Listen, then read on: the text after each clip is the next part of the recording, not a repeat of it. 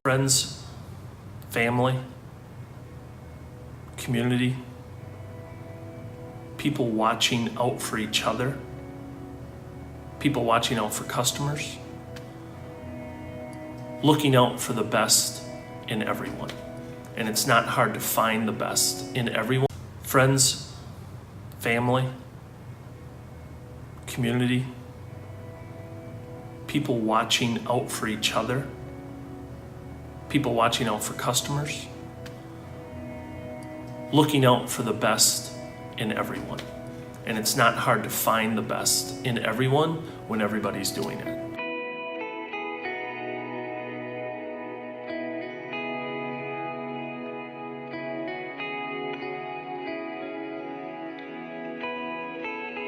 Employees, their value and what they mean to us here at Barber Ford, the fact that they would invest that much of their life and their time in Barber Ford just goes to show how much they're engaged in not only what we do, but why we do it.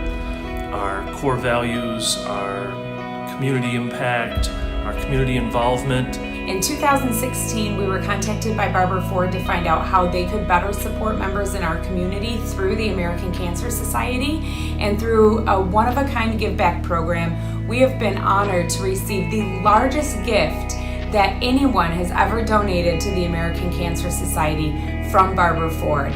Kids Food Basket is a community-based organization that is committed to attacking childhood hunger. We are so grateful for the support of Barber Ford in helping us to attack childhood hunger.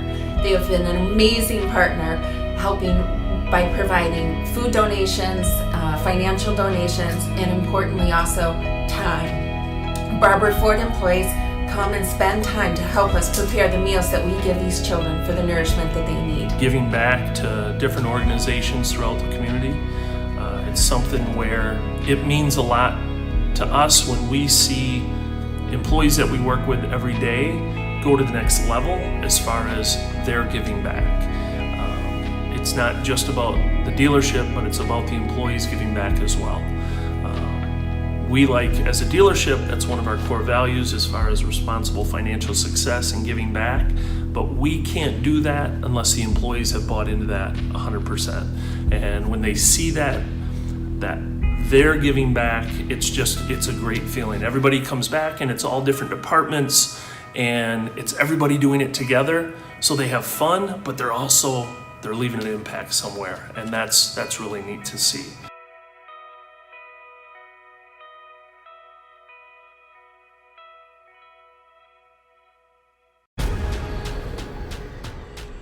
The most realistic online racing sim ever made. This is iRacing. Detailed laser scan tracks, fully dynamic real world cars, and over 50 series to choose from. 6 online world championships offering over $100,000 in annual prizes. This is the original eSport racing game. This is iRacing.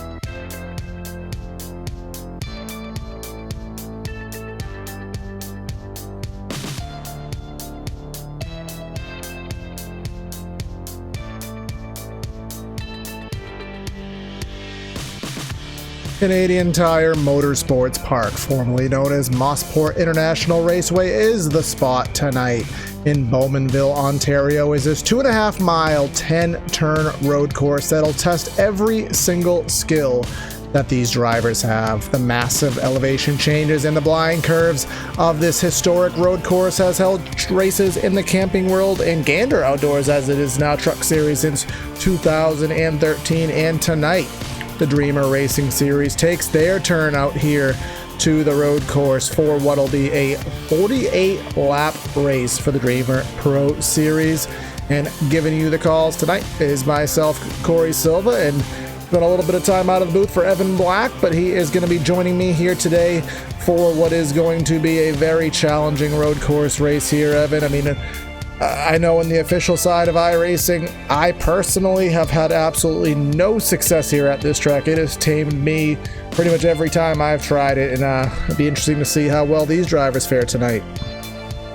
Yeah, Mosport is a very fun track, and it's also a very difficult track. Like you said, there are a lot of blind corners around here, and that's going to make for some interesting opportunities for these guys going through these corners, not being able to see the apex or the end of the corner, the next corner after it. So it's going to be fun to see how these guys do manage it out here tonight, but it's going to be cool to see these guys finally start making some left and right turns here this season after Michigan last week, finally on a road course here. Yes, we are on the road course, and 3 minutes left in qualifying, and it does appear as such that most everybody has turned their laps. And just looking in the distance here, you can see the trees swaying rather drastically. So we'll check out the weather conditions shortly, but seems to be some winds blowing about here tonight. But we have Eddie Kerner on the pole right now with a 1 minute 18-second lap over Jake Matheson. And you can see that a 0.4 of a second buffer he does have over that number 21 machine. And I mean, Evan, in pretty much every league we've covered, every league we've raced for that matter, there always seems to be one road course ringer, one road course master that kind of just, you almost guarantee that you're going to finish second to him. I mean, in some cases, it's actually been us in some of the leagues we've been in, but at least from what we're preliminarily seeing right now, I think that 2 truck may be the one to battle with here tonight. But we all know race pace and qualifying pace are 2 different things. Yeah, one thing I'm looking at though is how close second, third, and fourth is. They're all within a 1/10 of a second, and then after that it's another second back to 5th place. So some fairly big gaps here from 4th on back. Yeah, indeed. So again, the skill, I mean, some guys are all about the road courses, some guys are going to try to just stay on the track, and some guys, well, they're going to try to stay on the track, but I expect a couple guys to have a little bit more issue than others in that regard. But I do want to bring up the point standings here, and we have 2 sets of it to discuss. Remember, the team standings in the Dreamer Racing Series are actually more I'm trying to think of the word that I'm looking for. They're more important, essentially. They're more focused on the teams in the league that the drivers do race under. Glovebox Racing is leading the standings by 32 over TI Racing, and the notable factor there, no wins for Glovebox Racing. So it's all been about the consistency here tonight. Brandon Holder being the driver that has had the most success this season, Ryan Campbell being the other one, then TI Racing, DRS Express, Moats Auto Exchange, SMS, a team Evan will be racing with next week. We had to pull him out to call the race this week, DRS Barber Ford, and you saw the rest. And to show the driver standings thus far after 5 races, as I said, Brandon Holder leading by 8 points over Robbie Audie. Audie has those 2 wins this season at Iowa and at, I want to say it was 5 Flags. So had some success on the short tracks, but we'll see what he can do here, turning left and right. Campbell, Slater, and Morales rounding out your top 5.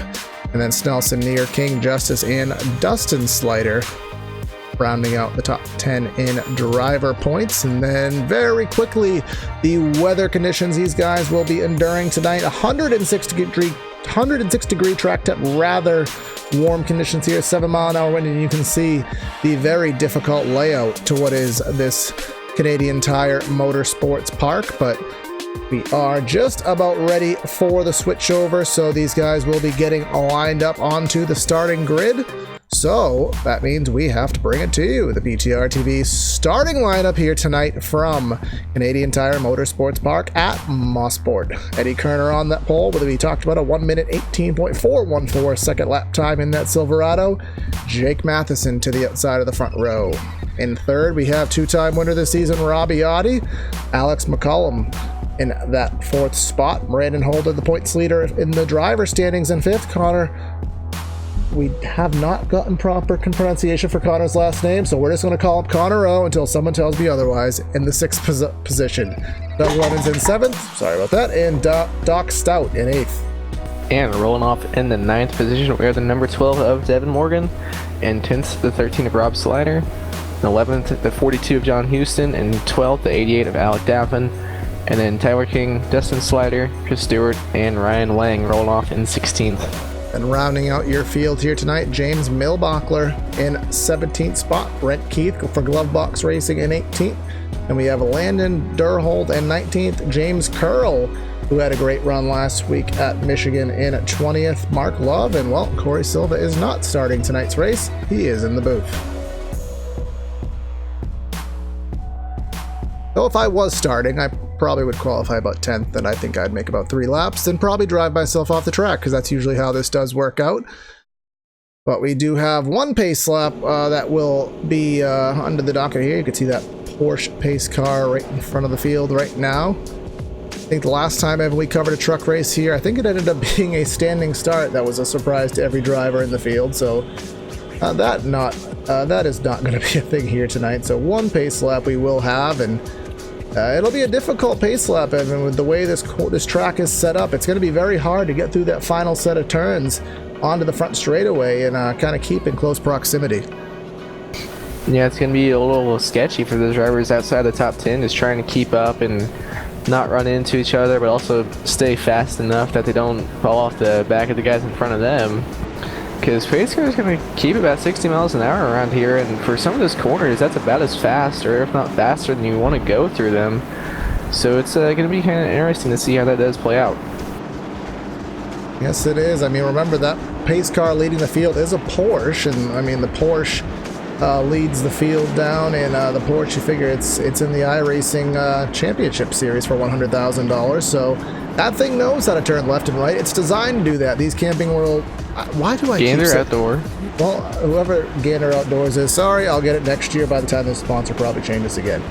These Gander Outdoor trucks, not meant to turn left and right to this degree, especially here on this twisting and turning of a circuit, but they have been doing it in the real world, as we said earlier, since 2013. And Evan, I mean, in those, 6 or 7 races that we've had here, how many of these races have ended up in absolute calamity in that final corner?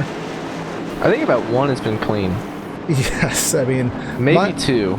Mind you, most of those have been via the green-white checker. We won't have any form of cautions or slowdowns tonight. It will be a complete flag-to-flag event as we come through what is Moss Corner, leading on to the Mario Andretti straightaway, which is all but straight. It is curved, it is uphill, undulating, downhill. So it's the fastest part of the track, but don't take the word straightaway too literally, because it is not that in the normal sense. Then we will come through the S's, turn 9 and 10 complex, with White's Corner being the final corner onto the racetrack. And Evan, I think the most dangerous corner on these tracks we'll have to watch out for, especially on lap 1, Clayton Corner, turn number 2, the downhill left-hander is known to claim many a driver. Yeah, that corner is going to be pretty rough here because it's a blind corner, and then also going downhill, turning left, slowing down, and also trying to gauge where the guys in front of you are. It can be very dangerous, especially on the starts and I was going to say restarts, but we're not going to have any of those here tonight.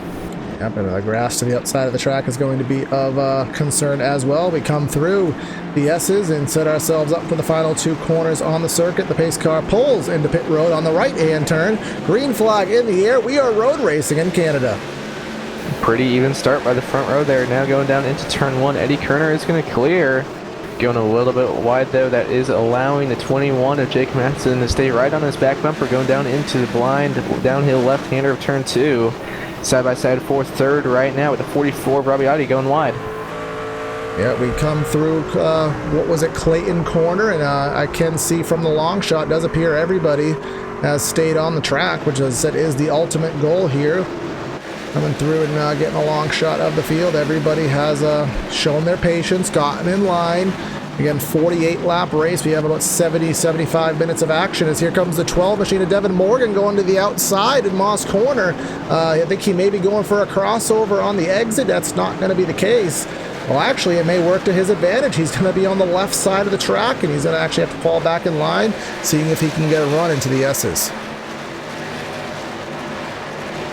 Going up the back straightaway now. Everyone kind of singled out now. Eddie Kerner starting to pull away. Got a little over a half-second lead over the 21 of Jake Matheson. We'll see if he can close that in or if Kerner's going to keep pulling away. Based on qualifying, I'd say Kerner's going to keep pulling away, but looks like Matheson is kind of starting to close in a little bit, so we'll see how this all does play out. Now, just kind of referencing the Monster Energy NASCAR Cup Series, my favorite driver personally, Kyle Larson, he's won 3 consecutive poles at Sonoma, and, well, how many wins does he have at Sonoma? Goose egg. How many laps has he really led at Sonoma? Not many at all, so... And remember, this is an open setup series. Some of these trucks may be geared and set up more for that quick stint. Other drivers may be set up for the long haul. I mean, I would expect that these guys will kind of cut this race right in half, probably about 24 laps apiece. So, given that, it kind of takes a little bit of the strategy out. Maybe you want to pit a little bit earlier, a little bit later to try to, maximize the tires in different segments, but... Here we come back onto the Mario Andretti straightaway, and it seems to be about a half-second separating your top 2, and Alex McCollum not too far back in the SMS Tundra in 3rd. Got a battle going on for the 7th position between Connor and Doc Stout. Connor's taking that position away from Doc down the back straightaway. Yes, he has. Going a little bit further back, the number 13 of Rob Slider has made a pass on Ryan Lange in that number 31 machine. So that you can see just the conga line, the back end of the top 10 and into the early teens. All of those drivers are literally still nose to tail within a couple of truck lengths apiece. So it seems to be some similarly paced drivers back there. And Evan, something that does happen a lot of times on these road courses is a driver who may not have the pace but may be pretty close. A lot of times when you're in the race, you can learn and pick up time just by seeing what the drivers in front of you are doing. Yeah, you definitely can pick up a little bit of time that way. As we got a bit of a battle going on for 2nd, Alex McCollum right on the back bumper entering the Moss corner. Now coming up onto the Mario Andretti straightaway. Trying to get a run. We'll see if he can. I don't know if it's going to be much of a draft. There might be a little bit of one down this back straightaway, but we'll see if he can close in. Yes, we will see if he can. It does not appear as such that he is going to. We'll try to show in relation these drivers where they stand compared to the leader. Obviously in the 3rd position. He is in very close proximity coming through the final 2 corners. The switchback that puts us back onto the front straightaway, and something we didn't quite get into. We didn't get into our race details. The format, if you are unfamiliar with the Dreamer Racing Series, open setup series, full fuel loads that these drivers do have under these vehicles, no limitations, which we talked about a 30 to 35 lap fuel window, and no cautions, no stage of any sort in tonight's race. And then our Fame Motorsports merchandise keys to the race. Save the rear tires. Every time you're on a road course in these rear wheel drive machines with the heavy horsepower, you're going to need to save the tires. Of course, very preliminarily stay on the track. And something that I think with these top 3 being so similarly paced, Evan, pit strategy. Where you pit, when you pit in relation to trying to get the undercut on the tires and getting a little bit of time. I feel like that could be very important later in the race. Yeah, it comes down to, do you want to pit a bit earlier or do you want to pit a bit later? And I think we'll see a little bit of both here, and I really don't know which one's going to work out for the better. It's really kind of hard to know until we do get into that situation, because I've seen both work in different scenarios. It kind of depends on your overall pace and how much you can get on those fresh tires. To quote Matt Malone, Evan, I'm looking from about 12th on back. I mean, that is a gaggle of trucks. We have Daffin, Lemons, King, Houston, Dirthold, Chris Stewart, Charles Lahr. Everybody is within, like I said, what is about 2 seconds, 3 seconds separating about 12 trucks, and they came into the braking zone for Moss Corner, and it was a huge stack up as someone kicking up some dirt there. I think that was the 61 of James Millbachler. Yeah, really the top three have kind of gotten away, and then everyone else is fairly close. Especially like you said, about 11th, 12th on back is all pretty much nose to tail as looks like someone's gone off. Rob Slider in the 13 got a little bit loose through turn 2, as well as Alec Daffin going off. And very surprising, Evan, that you can go wide in that corner in turn 2 and actually be able to save it. Usually you go wide there, you're just straight all the way up to the barrier, but good job by Rob Slider to keep that thing in one piece and keep it on, well, relatively close to the racetrack.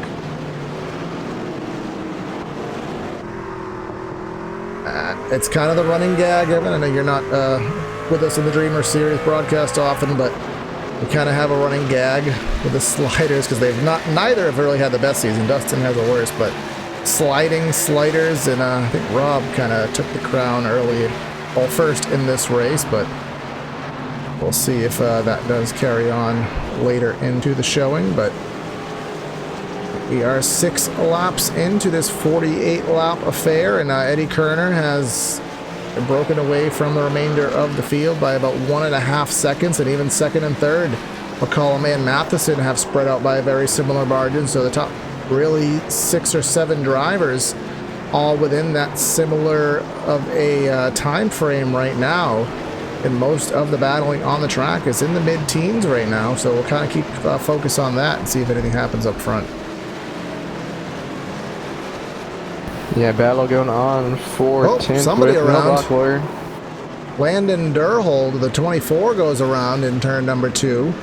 Clayton Corner takes another one. We'll go back on a replay, see what happened to Landon.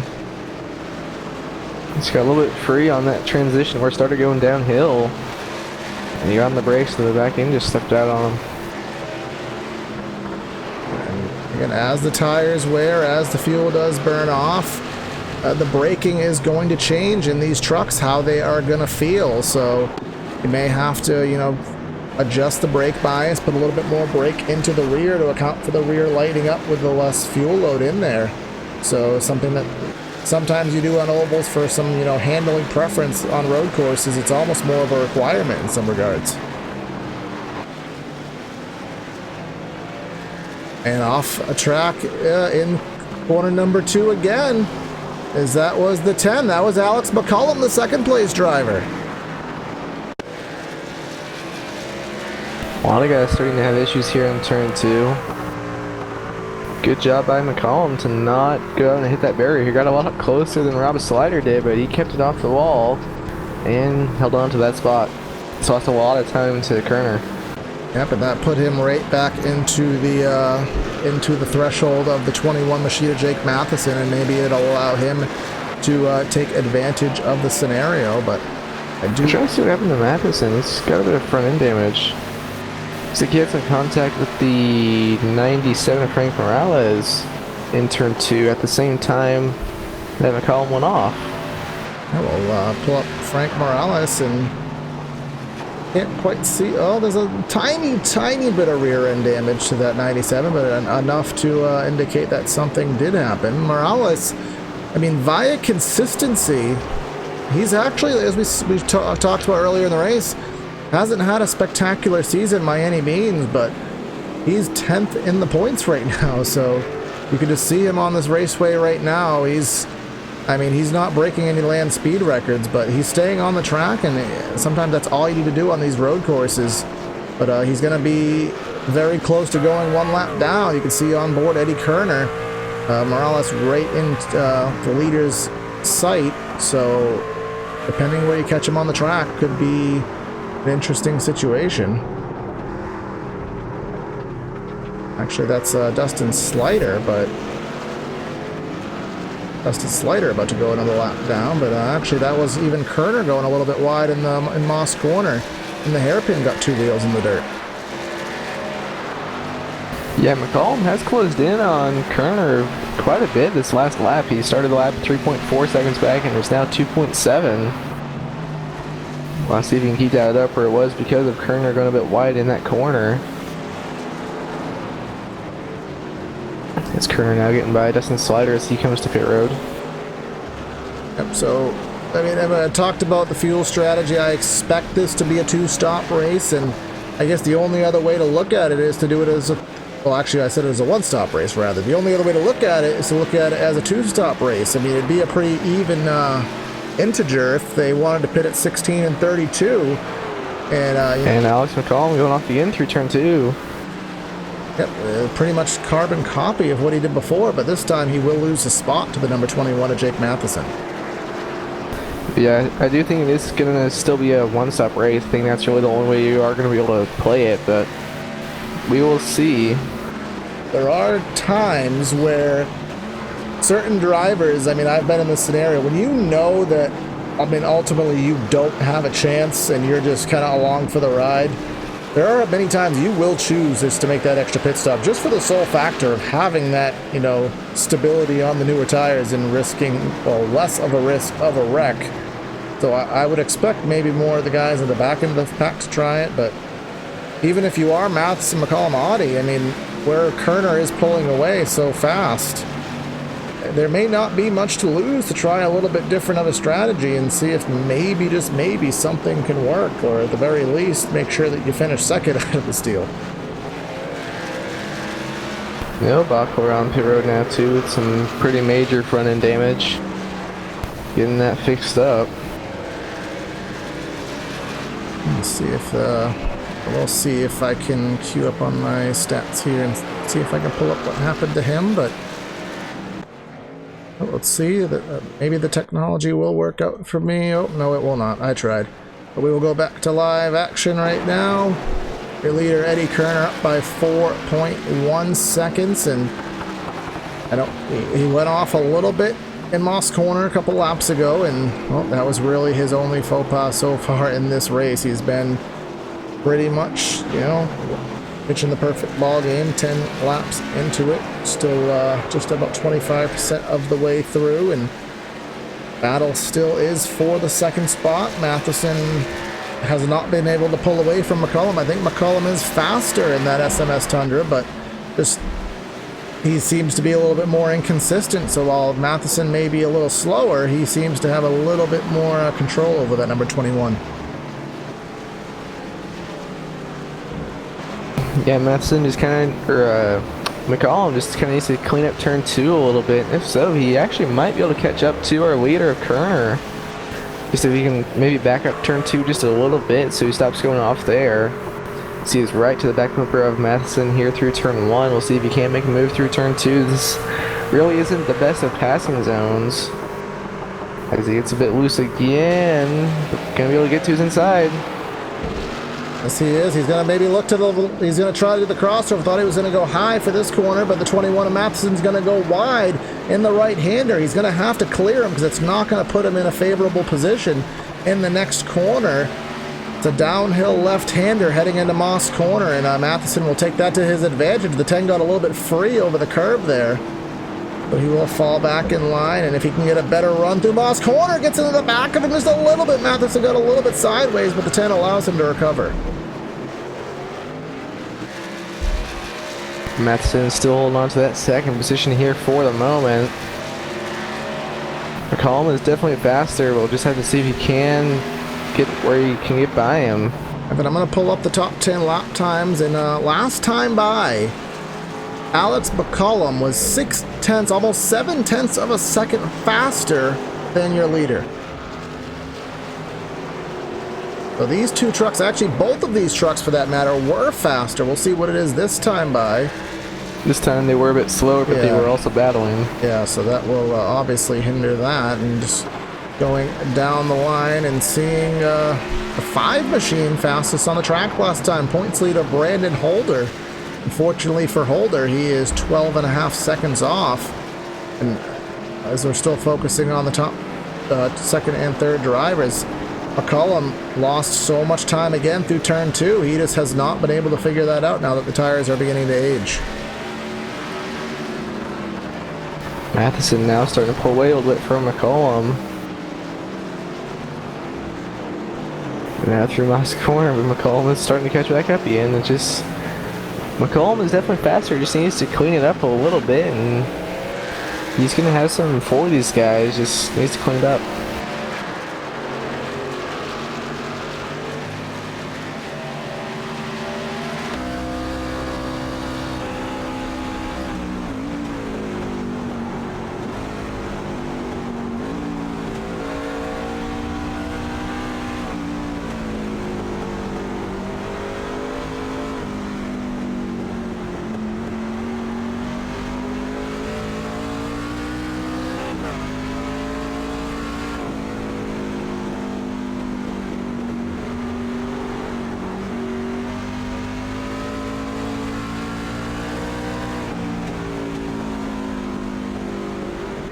McCollum backing up, Matheson getting a bit loose. Not much gain by either driver there.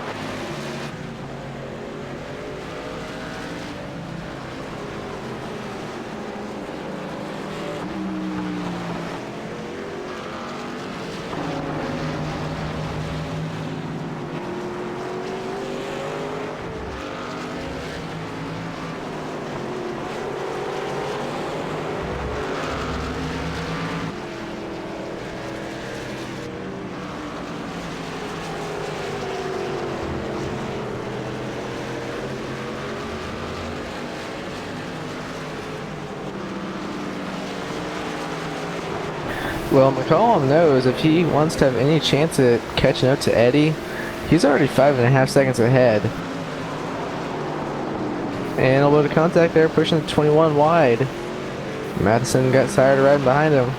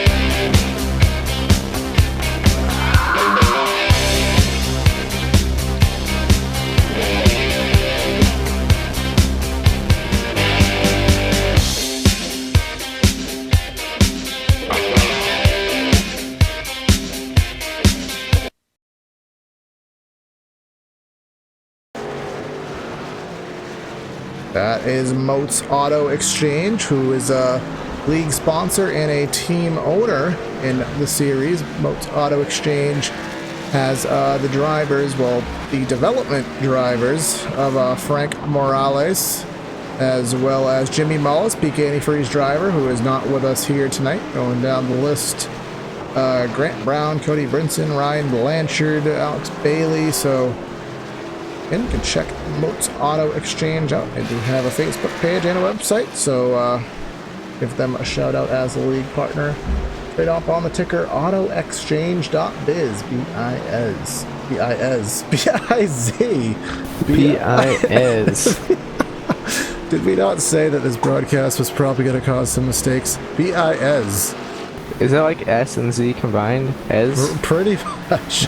Pass on the racetrack. Devin Morgan in the 12 gets by Brandon Holder. Corey, get it together. We still have 32 laps to go. That was a battle for the 5th position. That is no longer. but actually right ahead of Devin Morgan in the 12. Robbie Audie in that 44. Remember, two-time winner this season, second in the points. He is just ahead of them in that number 44 truck. Audie for TI Racing as well, trying to represent for that team.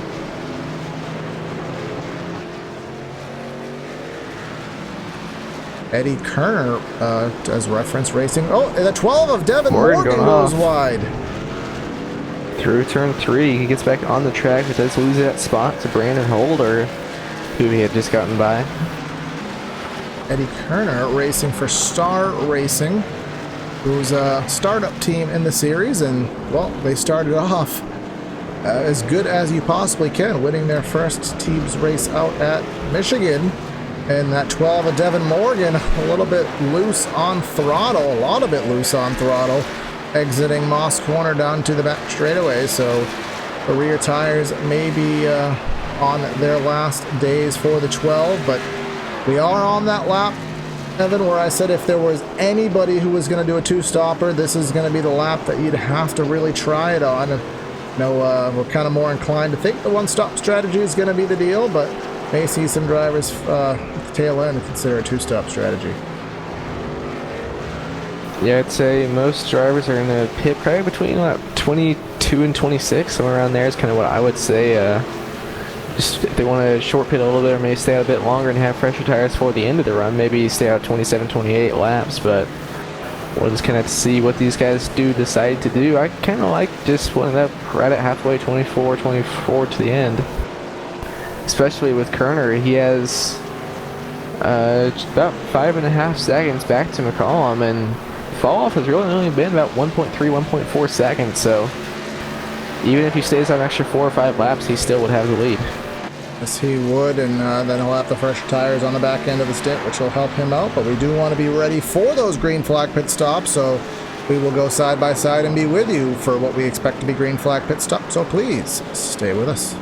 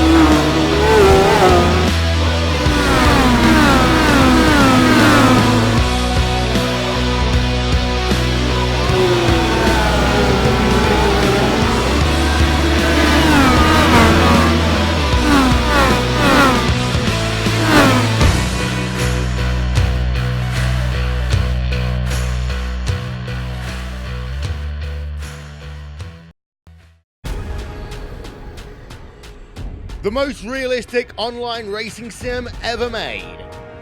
This is iRacing.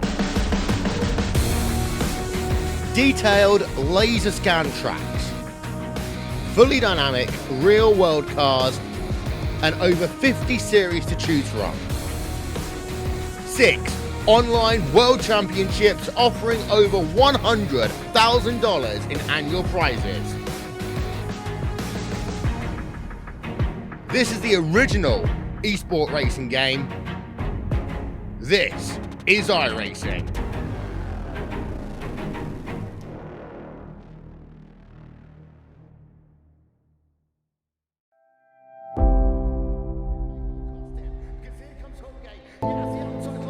Through the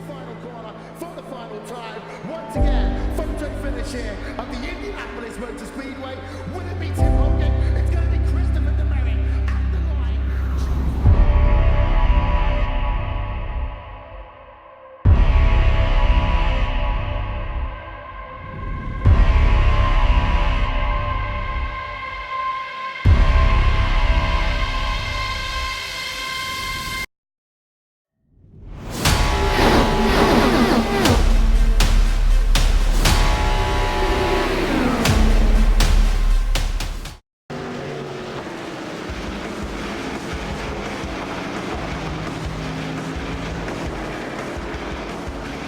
And we're back here on PTR TV, on YouTube, and on Facebook for the Dreamer Racing Series round number 6 at Canadian Tire Motorsports Park at Mosport, where we are soon ready for green flag pit stops in just a few laps. We do have a battle for position.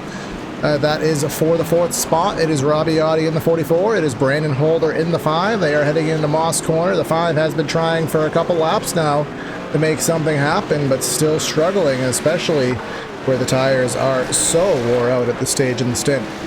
Yeah, these guys are 1-2 in points with Holder leading, and who's that?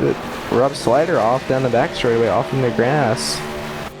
Looks like I'm trying to see what happened. Yeah, I think he just maybe... I think it looks like his engine expired down the back stretch. Yeah, I mean, we missed it as we were watching other stuff on the track, but I actually saw in social media, on private social media, there was a pretty significant wreck that Slider was in mid-pack, and that took out a couple drivers. Well, we didn't catch it live, but that was what put Rob Slider in that precarious position. So Slider actually, it's going to be a hit for him. He's 4th in points right now for DRS, well, 4th in points for driver standings as a part of DRS Express, so that's not going to help his causes out.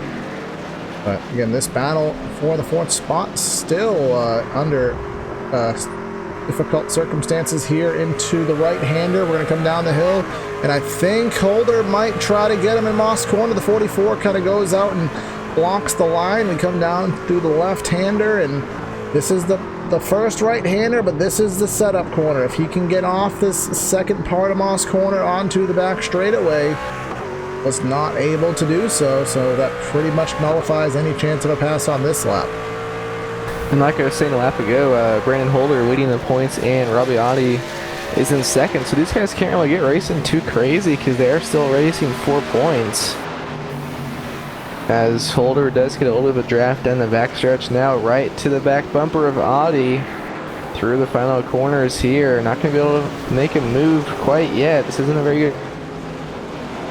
We have had a couple pit stops on the tail end of the field. Frank Morales in the pit road right now, as we have already had Connor O, the 41 machine, come to pit road. So we will expect, as we approach the halfway point, one of these drivers to draw first blood up front and find their way into the pit lane. But up front, if you're Eddie Kerner, the lead is, I mean, it's deteriorating so minimally that it really isn't even worth mentioning. He's only lost about a half second of that lead. He's down to about an even 5 seconds.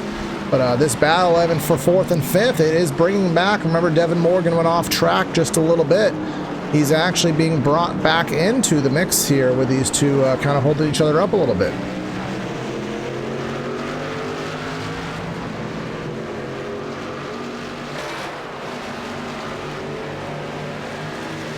Down the back straightaway one more time, as there was someone there that let them go. Couldn't quite see who it was in that red truck down the back straightaway, but again, this is Holder getting as close as he's been in many a laps. But Evan, something that does happen on the road courses, and it's just so frustrating as the driver who's trying to make the passes, is sometimes you're better on the wrong parts of the track, and when you need to be fast to set yourself up for a passing zone, you just don't have enough, or you haven't figured out how to get that momentum where you need it.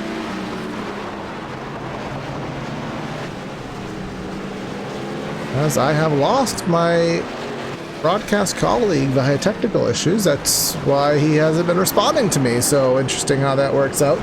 So we're going to call this solo, at least until Evan can get back into the booth. He Beauty of the internet life. Sometimes, works to our disadvantage, but Audi is going to hold on to that 4th spot. In the 5th spot, we still have Brandon Holder, but instead of going for a spot, he's about to lose it. The 12 of Devin Morgan's going to power himself through there and get by the 5 of Holder in Moss Corner. A pretty daring pass by the 12, but he does get it done. We'll go quickly on to instant replay and kind of watch that pass, watch the setup on board with the 12 of Morgan. You see he kind of played that corner back just a little bit, set himself up for a really good entry, and then he just gunned it in the center. The 5 got loose to compound it, and it really just kind of set up a perfect situation for that pass. And we do have Eddie Kerner, who is on the pit road now as your leader. Just behind this, Jake Matheson into pit road. Robbie Audi, Brandon Holder. So just at this halfway point, just about all your front runners have come to pit road. Alec McCullum choosing to stay on the track, which he may be going for. Actually, we don't even get bonus points in this as a notation. There are no bonus points in the league for to be honest, there's no bonus points for leading a lap or for most laps led, so getting this extra lap led is not actually going to benefit him. So he's just really kind of getting himself the lead and just hoping that it does shake out where he wants it to later. And we'll try to get a reference on the track right now of McCullum to Kerner. You can see here entering the final set of corners is the number 10. Just now getting onto the back straightaway is the number 2 machine of Kerner. Here comes out Alex McCullum into pit road for his first stop. He's going to have 1 lap fresher tires. We will keep this graphic on the screen and try to see in relation to where the 2 is. The 2 is now coming through the S's into the final corner. The 10 is just now getting to his pit stall, so you figure 14 seconds of work to be done. Here comes Kerner onto the front straightaway, and he should flash by to the right side of our screen. There he goes. That's Eddie Kerner. So this is all time that Alex McCullum is going to have to make up. Jack on the right side is going to drop for the number 10 machine, and he's going to hit that cone, and let's wait for the scoring to update. We'll see how far back he is going to be from your leader.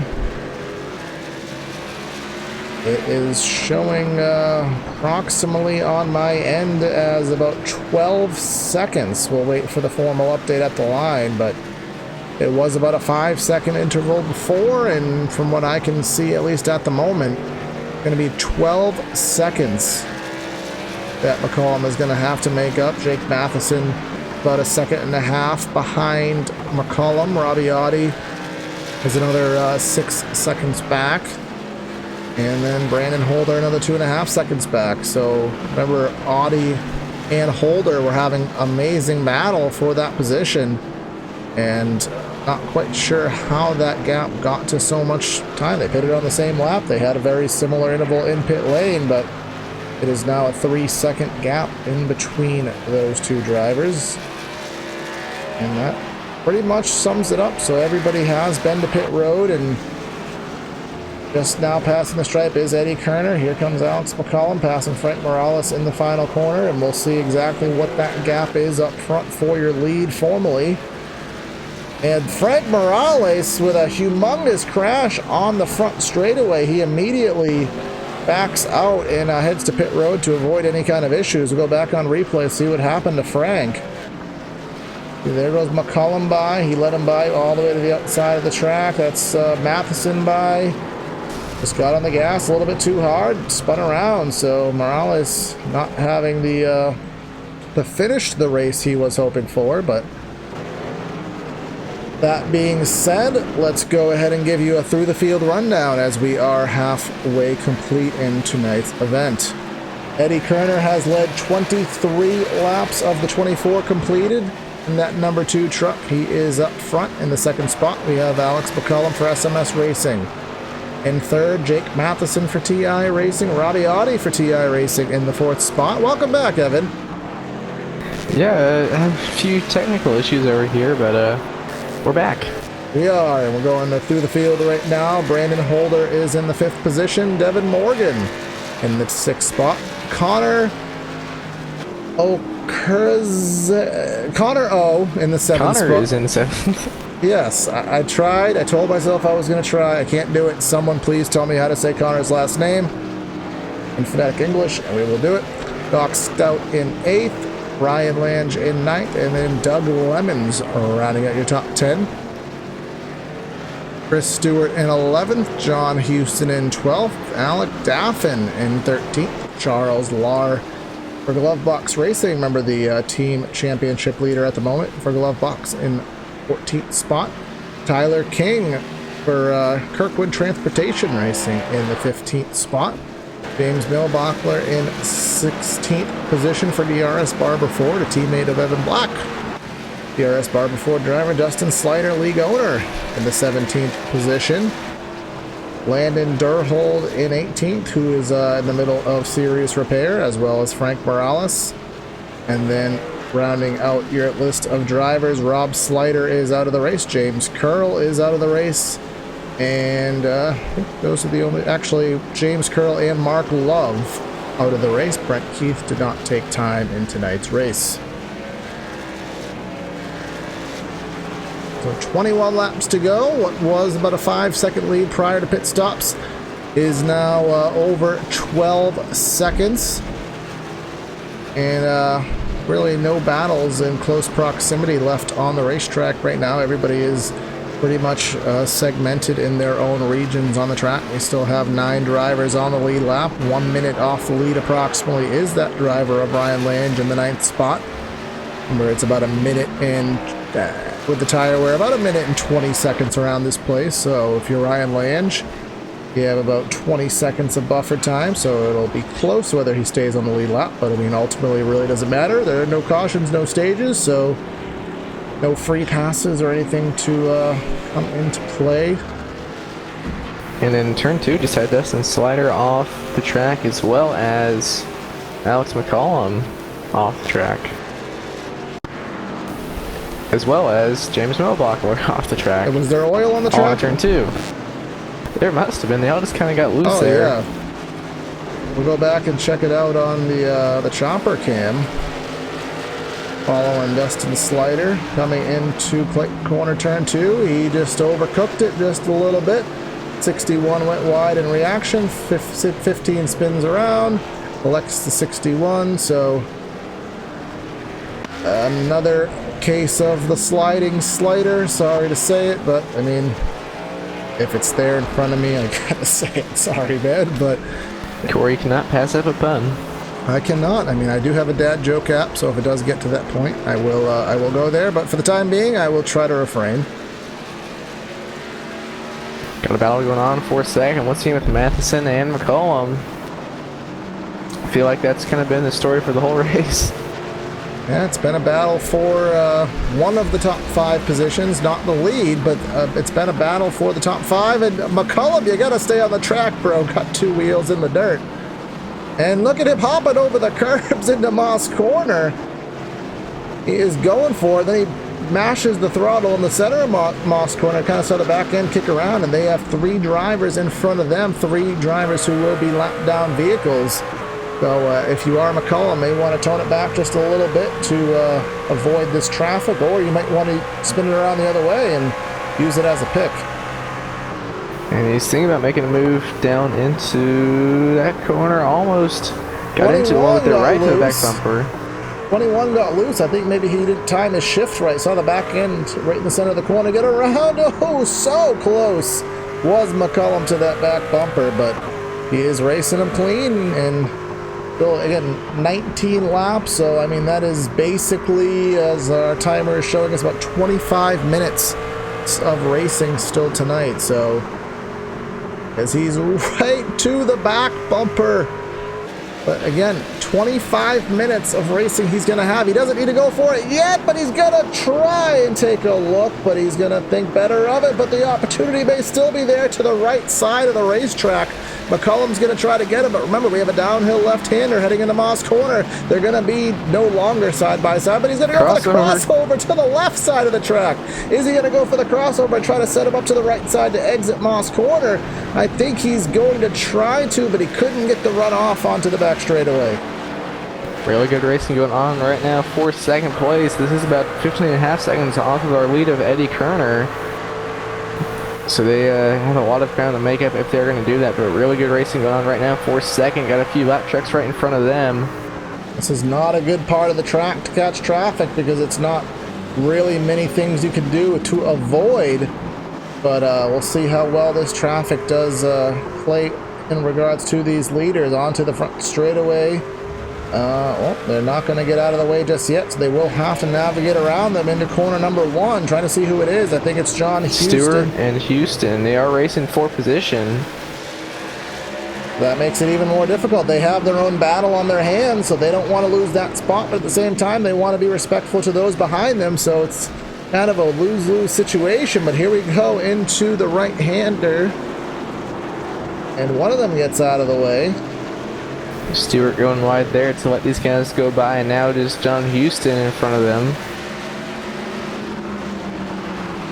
Yep, Houston in that number 42 machine, and here comes McCullum with a dive into Moss Corner. What's going to happen with the 42 of Houston? Is it going to get in the way? He's going to start blinking connectivity issues. It's going to interfere with Matheson as they're going to door each other down Mario Andretti straightaway. That was a good move by McCollum to use that 42 of Houston as a pick and clear and get the spot. Now we'll see if McCollum can stay on the track here and keep on to that, or hold on to that position, because he has been ahead of him quite a few times. Just has not been able to hold on to it. The only other active battles on the track right now, well, we actually had one, but Doc Stout went off track. He was closing in on I think that was Ryan Lange, but Doc Stout had an off-track excursion, so that will negate what was that battle. We do have the battle we were just focusing on for, it is 11th and 12th, John Houston and Chris Stewart. Those drivers separated within 0.2 of a second, so now that the leaders are gone, they can focus on, and McCullum goes off again! And that is going to allow Matheson to get by him once again. If I had a counter of how many times McCullum how many times McCullum gone off in that there turn 2, I think it'd be about 5 times. Your count there would be pretty high there, man. It'd be at least 5. That accent lasted for 1 sentence. Exactly. Yes.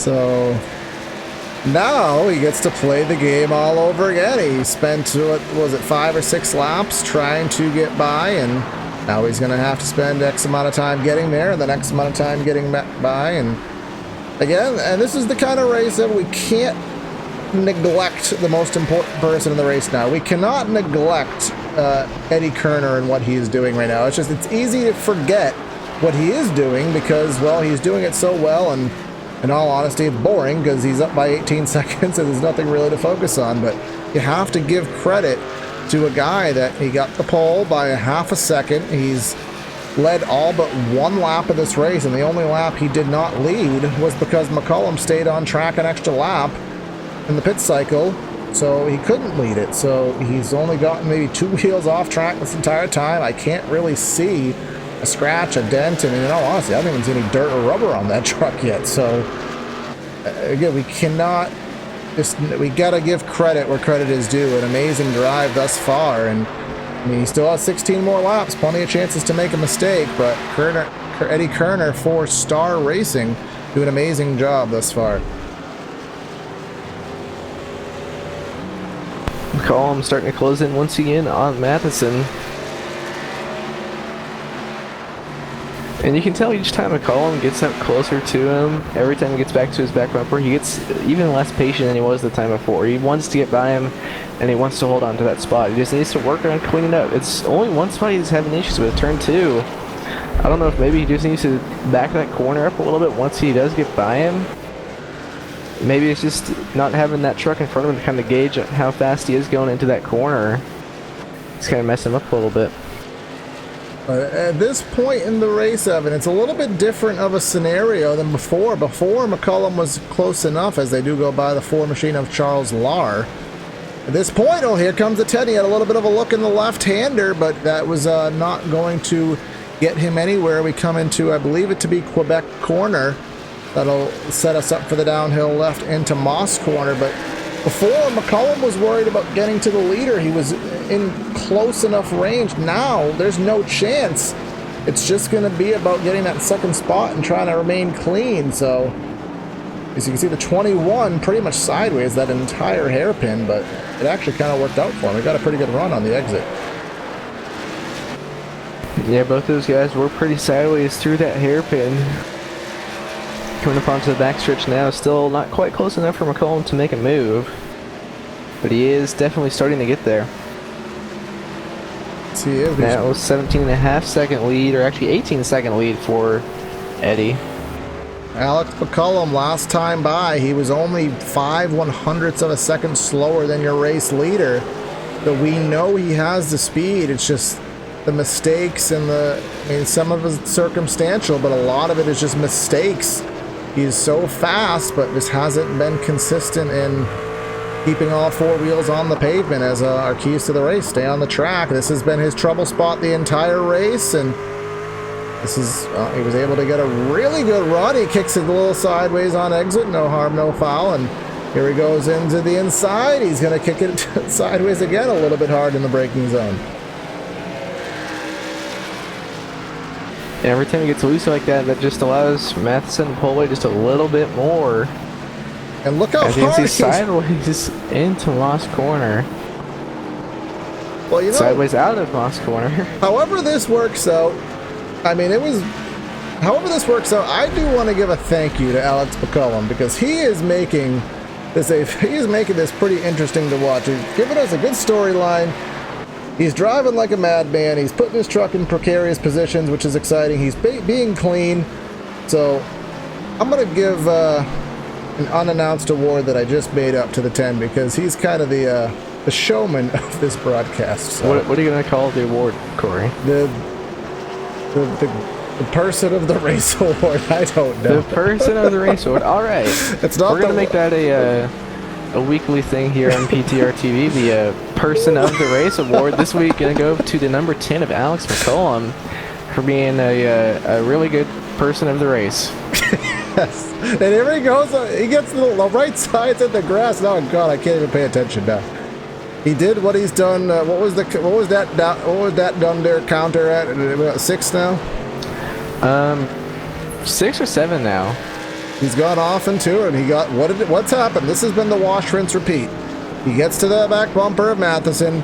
He puts the pressure on. He takes a couple looks at it, and then he goes off in turn 2. He falls back a second, and then he does it all over again. And again, about 6 or 7 done there times so far. So see if he can do it again as the lap. And Eddie Kerner had an issue. The lead down now to just over 12.5 seconds. Now 12 seconds. Eddie has a lot of damage on that right rear. Yeah, we'll see if trying to see what happened to him. Oh, he had some contact with the 62 of Doc Stout into turn 2. Heavy damage. I think I scrolled back pretty far on the replay. I think we will get it this time by. I don't see any damage on his truck where we are on the replay now, so we'll see if that does change.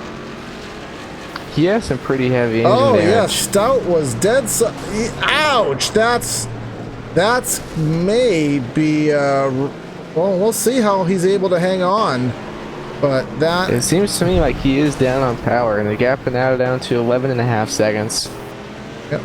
And sorry for this abrupt replay cutting here, but trying to catch some far back information on the fly. You can see Stout just got loose at the exit of 1, spun it right around, and Eddie Kerner just really did not have anywhere to go. He bounced off the wall back into the track, and double wall contact for that number 2 machine, your leader. And he may be down on speed. He may have damage. We'll see. This is going to be a clean lap for him. So we'll see what it's actually going to be on the stopwatch. He was doing 151 miles an hour into on the back straightaway, and Matheson was doing 164. So what's it going to be on the stopwatch for the 1 minute 22? Now, what's it going to be for McCullum and Matheson? McCullum now in second. Turns a 20.71, so almost 2 seconds. Yeah, don't mind the... Oh, there it is. So if he keeps gaining that, he's going to get there. yes, he is. And now Matheson, I mean, he's going to wish that... He's going to hope and pray that the 10 goes off in corner number 2 again. Maybe he can get back in second, and this could be a three-way battle for the win. If you're Eddie Kerner, we're going to go on board with him, and now that especially he's going down the back straightaway.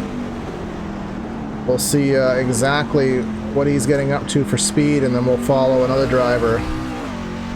Yep. And it's here, the RPMs are just a little bit fluctuating, so that would indicate that that engine is not up to full song. Yeah, you can just hear it. It's really struggling on the top end of the power just now end. getting up to 4th. And 152. And then we'll jump. McCullum already at 160. Oh my god, yeah, there's 166 for McCullum. So 14 miles an hour faster down the back straightaway. Gap now down to 8 seconds. now put yourself in Eddie Kerner's shoes right now. How, like, what is the mindset? I mean, obviously you still have 10 laps to go. You can't, I mean, you still have to focus on the task at hand, but kind of as your subliminal thought, how do you feel now? This was your race, and by circumstances you really could not avoid, it basically is going to get taken away from you. Well, you'd be extremely pissed off. Yeah, pretty. That's really the best way to sum it up. I mean, we all know me from those who have raced with me. I've been and watched our broadcasts of the league we race in on 3-Wide TV. I have been known as a choke artist. I lost last night, choked last night, and I choked about 5 races away in that league thus far this season. But this could not be called a choke job. This is just, I mean, ultimately, it's just bad luck. Sometimes, you know, racing, you get breaks that you win races you shouldn't win. And, I mean, those are kind of evened out by not winning the races that you should have won. Did. Now, just 5.5 seconds. Now, Alex McCullum, at this point, based on what we've seen this entire race, he is his own worst enemy. So I mean, I don't know if his teammates or he has any spotter or someone telling him what's going on. But if they're telling him, okay, the 2 is heavily damaged, you're catching him, you don't need to push. Just back up turn 2 is all he needs to do. You don't need to kick every corner sideways. You don't need to get in the dirt. Literally run 85% and you're going to get there. And you'll get there with enough time to spare. And you'll easily be able to get by him on the backstretch. Like, there's going to be no fight from Eddie Kerner. He can't fight it down the backstretch. He can fight him in most every other segment of the track.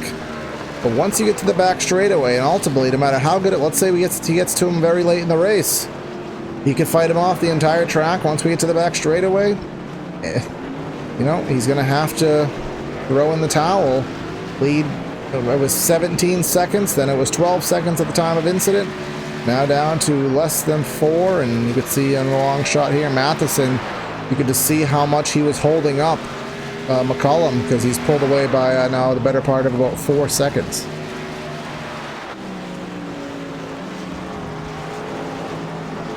Now 3 seconds the gap between first and second place. Very quickly, we'll do a final through the field here as we are in the final 25% of this race. Kerner is leading, and well, for the time being anyways, very short-lived we expect with all the damage. McCullum in second, Matheson in third, Robbie Audi in 4th, Brandon Holder in 5th, Devin Morgan in 6th, Connor O in 7th, Brian Lange in 8th, Doug Lemons in 9th, Chris Stewart in 10th. Remainder of the drivers currently active on the track: John Houston in 11th, Tyler King in 12th, Charles Lahr in 13th, James Milbachler in 14th, and Dustin Slider back on track, running in 16th.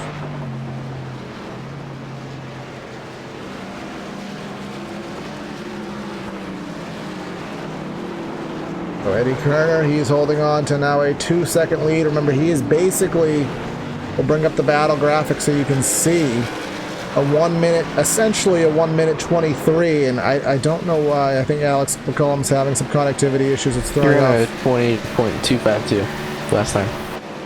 20.252, so. Yep, 120.252. So almost 3 seconds quicker, and he's already there. Yes, he is, and it's just going to be a matter of just waiting. He has 7 laps to go. He doesn't need to force it. He's going to get by as soon as they need to hit the loud pedal and go fast, because the 2 is not able to do that right now. He's going to try to play a little block just for the fun of it. He's going to make him go around the outside.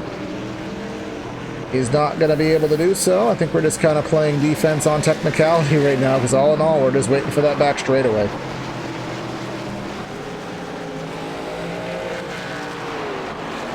Call him again with a little internet issue, and well, Kerner with an internet issue. This is Kerner. Kerner having some significant issues right now, and that actually kind of held up the 10 because he didn't quite know where to go. Kerner really having issues right now. And this here is where McCollum should get by him on the exit of this corner onto the straightaway. We'll just go see the difference in power between these two. There we go. Already McCollum side by side and already clear. And he will set sail, and I'd expect Matheson, who is about 5 seconds behind Kerner, he should be able to get there as well. Brandon Holder is 11 seconds back. That is going to be really close. I don't know if Holder will get there. But actually, Holder and Audi, we were talking about them earlier. It was a kind of role reversal. If anything, it was Audi ahead of Holder, but they are in close proximity. I'm not sure who has caught who or if somebody passed one another, but that is the, now, at least at this moment, the closest battle on the track. I'm going to take that back, actually. Connor O in the 41, closing in on Ryan Lange. That is on the lead lap for the 7th position. And Connor right to the back bumper. Out of the final corner now, or out of Moss corner, losing a little bit of speed here down the back stretch. Didn't get the best of runs out of that corner.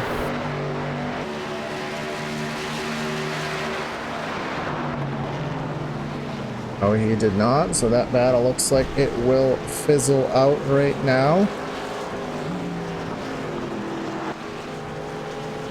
The laps will tick down to now 6 laps to go, coming to 5 laps to go as we head through the S's into White's Corner and then completing yet one more circuit around Canadian Tire Motorsports Park. It is a change of pace now. Alex McCollum, he's been in 2nd and 3rd for the better part of tonight's efforts, and if he can manage to drive off and win this race by completing these next 5 laps in his current position, it will be his 2nd win of the season.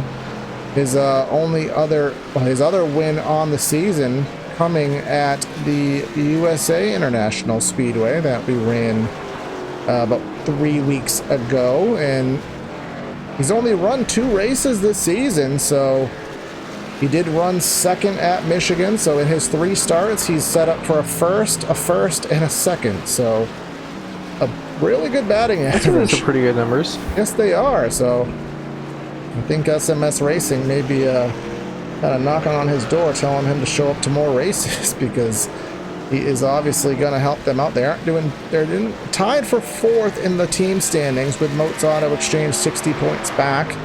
And the way the team standings work, the top 2 drivers in each team, there are drivers, up to 4 drivers on a team, so the top 2 finishers on a team, their points are combined, and that is the team's respective total for that race that get tallied into the standings. So for SMS Racing, they have Trying to go down quickly and seeing who is on what right now. We have, trying to see who else is an SMS truck up front. See by their paint schemes, they're very definitive. I don't see anybody in the top 10, so he is definitely it. There is no other SMS driver in the top 10. Yeah, Makeeng looks like he's the next one in 12th. So the crown, obviously, for the team, both physically and in terms of just, you know, picking up the slack, it's all going to that 10 machine tonight, and then that 21 machine of Jake Matheson, who in the driver standings right now is 15th for TI Racing. TI Racing having a pretty good run because Robbie Audi, he is in the 5th position now, and I'm trying to keep focus on the Eddie Kerner situation. Brandon Holder is 3.5 seconds behind him. Robbie Audi is 5 seconds behind Kerner. We have 4 laps to go, so there's a very high possibility that both of those drivers may surpass Kerner. Yeah, it's going to be fairly close. They're about 2 or 3 seconds quicker, so I'd say that probably at least Holder is going to get there. Probably Audi as well. It's going to be 3 laps to go here at the line. I think they should have plenty of time.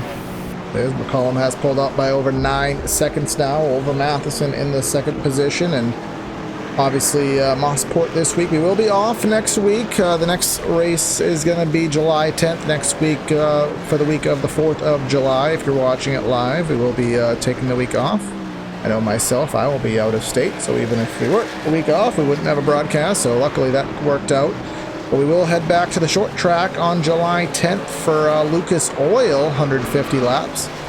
Then we go to Texas Motor Speedway and Bristol Motor Speedway. That encompasses the month of July here. And of course, all these races live on PTR TV, both on YouTube and on Facebook. So like and share and check out the great racing in the Dreamer Racing Pro Series. And here comes Brandon Holder to the back bumper of Kerner, and he caught him in the perfect part of the track because this is the biggest handicap for the two. He doesn't have speed down the straightaways. He's going to look to the left of Kerner, and he shall... And Robbie Audi going around on the backstretch into the wall. Robbie Audi and around. Gets hit by Doug Lemons. Audi was set up for a top 5. He just had the 4th spot directly in front of him, and he actually spun out midway down the straightaway of all places. And for the moment, he's going to hold on to 5th, but he's going to have to keep Devin Morgan behind him, who is closing in on him. That was like a delayed reaction when the it was on the upshift into 4th or in the 3rd, I think it was at that point. I think he just hit a bump right as he shifted up and it just got him loose. Yeah, that happened to me actually. And he tried to save it.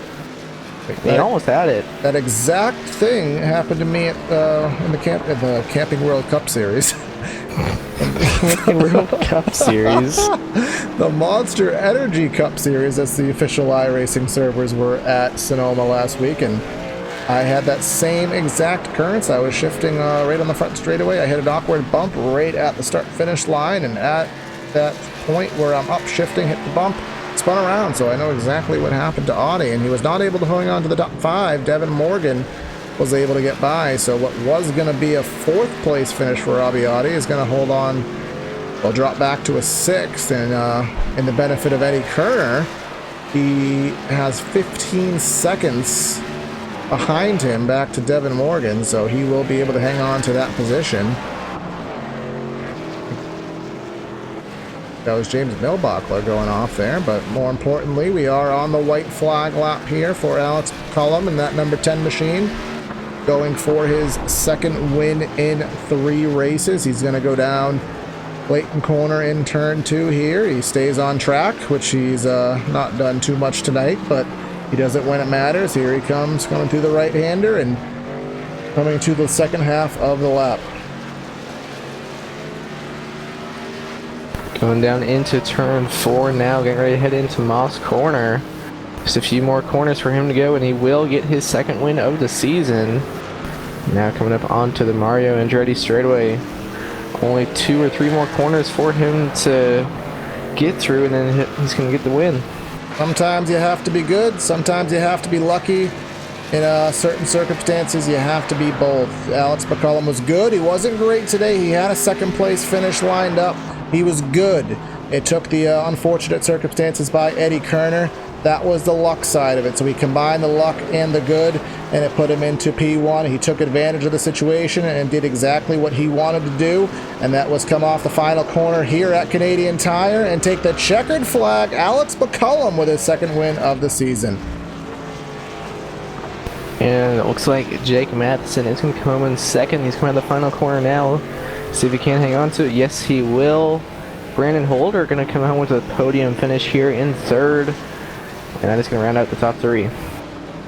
Yes, it will. And I guess, again, just given the nature of road courses, typically we go right to the results, but we got to make sure everyone does complete their laps. Obviously, there are some drivers right now, such as Connor. Oh, he is on the lead lap, but he is not even in Moss Corner yet. This is still him completing the race for the 8th position. So a good run for the number 41, still a top 10 effort on the lead lap, and not sure what's going on with the connectivity issues here tonight, but many drivers having issues with that. But that is Connor coming down the back straightaway. He will be the last driver, I believe, to take the checkered flag here tonight, just to finish up the race. But again, congratulations are definitely warranted for your winner here tonight of Alex McCullum. He took advantage of the situation. I know heartbreak does set in for Eddie Kerner here tonight because he had the truck to win and unfortunately was not able to take advantage of that with his misfortune. But what you do want to do at this point is go and give you the final results here tonight from Canadian Tire Motorsports Park. With the victory here tonight, leading 9 of the 48 laps, Alex McCullum in the 10, Jake Matheson in second, Brandon Holder with a third, Devin Morgan in fourth. We have Robbie Audi in the 5th spot after that last couple lap incident. Eddie Kerner falls back to 6th. Ryan Lange in 7th, Connor O in 8th, Doug Lemons in 9th, and rounding out your top 10 is John Houston. And coming home in 11th was Tyler King. In 12th, Charles Lahr. 13th, Chris Stewart. 14th, Doc Stout. In 15th, James Millbachler. And then rest of the top 20, Justin Slider, Alec Daffin, Frank Morales, Landon Derhold, and Rob Slider in 20th. And then rounding out your field of drivers here tonight, Mark Love, James Curl, and Brent Keith. Brent Keith actually did not take to the grid here tonight. I think he was an admin, if I got my facts straight. So now will be the time for us to start our post-race interview process. So we will grab these drivers. I think we'll start third to first and see if we have caught up with Brandon Holder, and I'll have a quick chat with him. All right, Brandon. A 48 lap race here at Mosport, a very long race. I know you must be tired having to wheel that thing around here tonight. 48 laps with no yellows, but you take home a 3rd place finish. You had a couple great battles. So all in all, talk about how your night was, man. Man, it was a great night for me at this track. I actually didn't have any incidents, so kept it on the track all night and got a good finish. That's what we were after. Yeah, you were making it really exciting. You had a lot of good battles with the 21. I know the 10 was up there as well. So with the strategy, yeah, you got everyone split right down the middle, 24 laps. How was the tires that late into a run? And was there any thought at all during the week of maybe doing 2 stops here this week? We had talked about the 2-stop strategy, but we decided against it. This just didn't think that it would be a benefit to us. So we did the 1 stop, and I think it worked out about like it needed to. Yes, it did. You finished 3rd here tonight, and obviously we do have the week off next week, and we spent a lot of the month of May on the short tracks. We're heading back to one in 2 weeks rather, at Lucas Oil. So how is that track for you, and what kind of race do you think you'll have for these guys? I enjoy that track a lot. I hope we have some green flag runs and get some good running in, but I look forward to that race. All right, any final shout outs or anything you want to say hi to for your 3rd place effort tonight, man? Yeah, man, I got to thank Brent Keith for putting the team together, Ryan Lane for subbing tonight, Chris Stewart, and and also got to thank Doug Lemons, Doc Stout, Harry Snelson, every guy that has a hand in this. I appreciate all they do, and also Charles Lahr, he slept tonight too, and really appreciate that. And like the broadcast too, man, it's fun to go back and watch the next day. Y'all do a good job. Appreciate that, man. Again, congrats again on the good finish, and I'm sure we'll be talking to you soon. Thank you. All right, and now Evan has caught up with the second place driver, the 21 of Jake Matheson. All right, Jake, you come home with second place after battling with Alex McCollum for pretty much this entire first 35 or so laps of this race. Kind of talk us through what the race was like for you.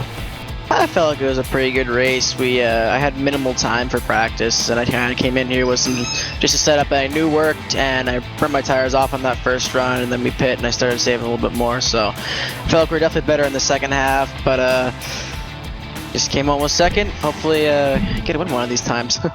How did you feel coming into this race? I know you said you didn't have much practice, but just with it being a road course and being vastly different than pretty much anything else we run on, did you have high expectations coming into this race, or how did you kind of think it would go for you? Not really. I mean, I kind of knew this track drove like a short track in a way, just kind of like how Sonoma does. So I was really expecting it to drive the same, and it kind of did. But I mean, the setup hooked up and went, and I just drove the way I drove, and it came out with second. And when did you kind of start to notice that Eddie was having some issues up there? Did you kind of notice it immediately, or did you not really know until he was 6 or 7 seconds ahead of you? When he said some very vulgar stuff in Discord, yes, I knew. But I heard he had motor damage, and I was thinking, well, can't catch McCollum, but I can at least catch him, and made it up and passed him with only 3 or 4 to go. So it a little close, but it kind of really sucks for him, because I don't want to down anyone, but he definitely had that wrapped, and if that went mistake free, I feel like he really would have had that. But lap cars bite you sometimes. All right, well, is there anyone you would like to thank or shout out to after your second place finish? I'd like to thank TI Racing for taking me on for the DRS series. I'd like to thank Connor and all them for helping make the setup, my teammates for keeping me in this thing, frankly. And of course, you guys for putting it on. All right, thanks for talking with us, and good luck next week. Of course, thank you. And then Corey has got with the winner, Alex McCollum. All right, Alex, I mean, you drove your butt off tonight. You had many off-track excursions and some great battles, and you kind of got a lucky break with the issues with Eddie. All in all, it put you in victory lane here tonight. So how you feeling after a long race here on the road course? Very exhausted. I'd feel the same way, man. So, I mean, we talked about all race. You had some great battles, especially with Jake for the majority of the race, and it seemed every time you got to him, you might have gotten by in a little off-track excursion. You had to restart the process. So, what was that battle like, and what was your thought process every time you went off track and had to do it all over again? I knew I was overdriving. I was trying to catch Eddie. I would underdrive sometimes, and I would overdrive and lock the rear tires and just slide right into the grass. But overall, it was a pretty good race. Sucks for Eddie, but this race came all down to luck. Yeah, it did, and as I was telling everyone on the broadcast, sometimes you have to be good, sometimes you have to be lucky. When it works out both ways, that puts you in victory lane. And I mean, we know you haven't been around for the majority of the season. We've seen you in a couple races this season, and your results have been rather successful so far. You've had 2 wins and a second, so obviously SMS Racing enjoying you being on their team. So are we going to see you more throughout the remainder of the season? Yeah, I plan on running the whole season. Depends on my real life schedule, but I plan on to be here every week. All right, so that'll be good for SMS, and seeing you up front in these races, man. You get the victory on the road course. You guys head to Lucas Oil in 2 weeks after the 4th of July break. So what are your thoughts headed into that very difficult short track? It's a short track. That's my type of racing, so we can get a good setup going. I think we can get another good finish here for SMS. All right, we'll keep our eyes posted on that, man. Any shout-outs you want to give for your victory here tonight? DRS for putting the vent on. You guys for broadcasting, and Sim Marketing Solutions for sponsoring me.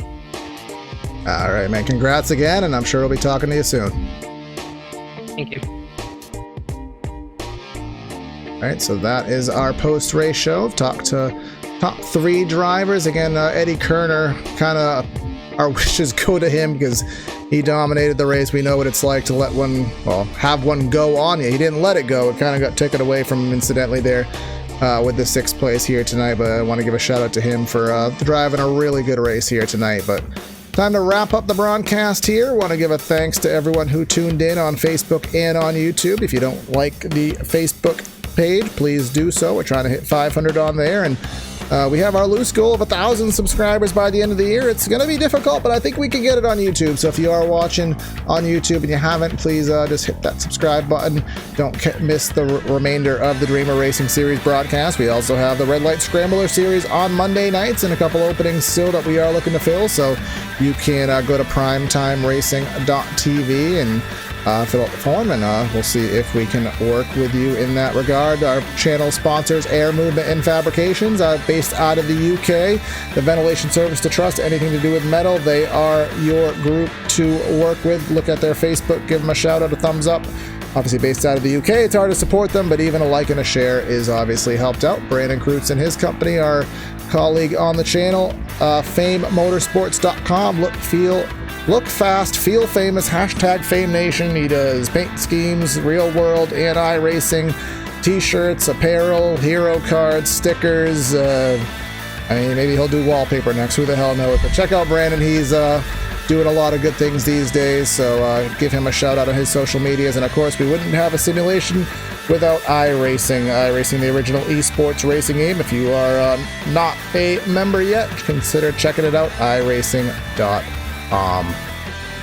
So that is the Dreamer Racing Series. It is Corey Silva and Evan Black signing out of the booth. Have a great night, and we'll catch you next time. Have a good night, and we'll see you next time.